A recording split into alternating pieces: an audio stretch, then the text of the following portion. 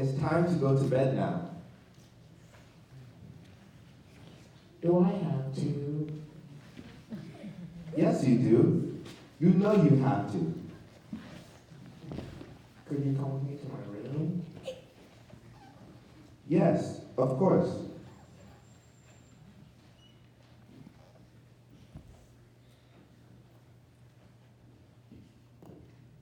Okay. Good night, son.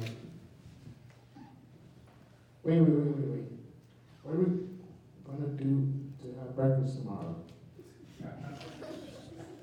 It's a surprise. Wait until tomorrow. Good night, son. Wait, don't eat yet. Who was the teacher in 5th grade? That's not important. You really need to go to bed now. I don't want to go to sleep. I'm so scared of the dark.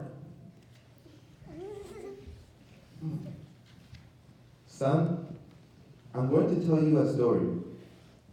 A long time ago, I was going to be a missionary in a country in Africa called Zambia. We scheduled the flight and organized all of the information in advance.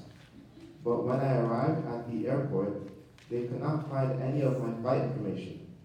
I could not go home because someone was moving into the place I was staying that very night. What did you do? I prayed and remembered the verse that says, "All things work together for the good of those who love the Lord." I asked the other airlines if they knew anything about my ticket. Did they ever find your information? Not that night. I made reservations for a flight that left the next day and slept at the airport.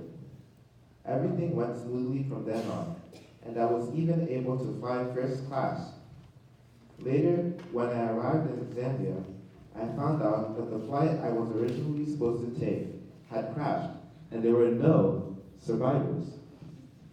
That is really scary. Yes, it is. And that's when I realized that God was always looking out for me. If God protected me like that, He can do the same thing for you. Wow, Dad. That's an awesome story. I'm really not that scared anymore because I know that God will be with me. Good night, Dad. Good night, son. Phew, I thought he would never go to sleep. The end.